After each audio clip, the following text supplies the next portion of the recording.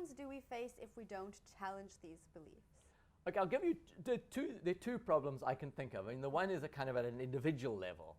So at an individual level, if you're sitting at the bus stop next to somebody who is a sub-Saharan African and you believe this kind of nonsense, then you're going to look at the person and they're talking to you and you're going to be thinking in the back of your head, you're probably less intelligent than me.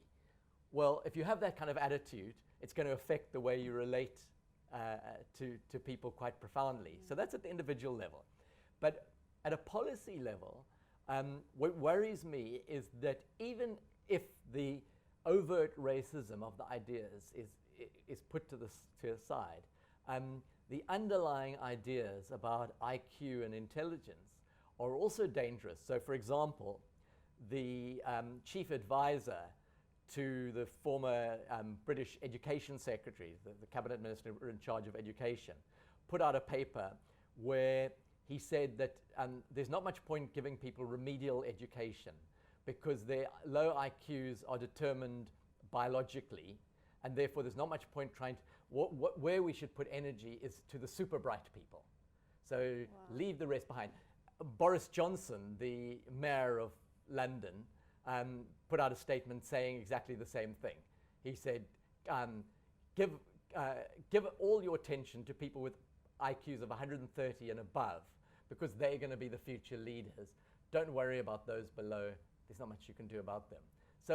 So even though neither of Boris Johnson nor the other fella were being overtly racist, it comes from this kind of racist research, and its impact is insidious.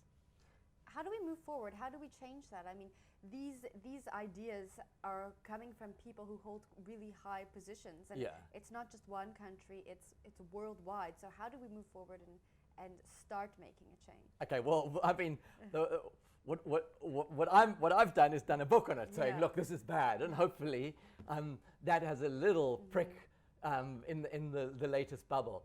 But what this stuff comes in waves, you know, like there was a wave of it from 1969, and then that got kind of shot down and critiqued to death.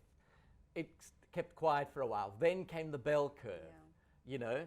Now we're in another wave of this kind of thing. So, you know, eventually the ideas, science gets its way eventually, and the ideas become more muted. And then there's a lull, and then they seem to reemerge. That seems to be the pattern over the last 50 years in terms of these ideas, even longer than that. Now, what do you hope people will take away from this book? Once they've read it cover to cover and they put it down, what's the one thing you hope sticks in their mind? Well, I hope what would stick in their mind is a view that population groups, the differences between population groups are entirely a result of culture and environment, and that there are no innate differences in average or the range of intelligence within population groups. That the individual differences, but that it's not something that is influenced by ethnicity, by race, by population group.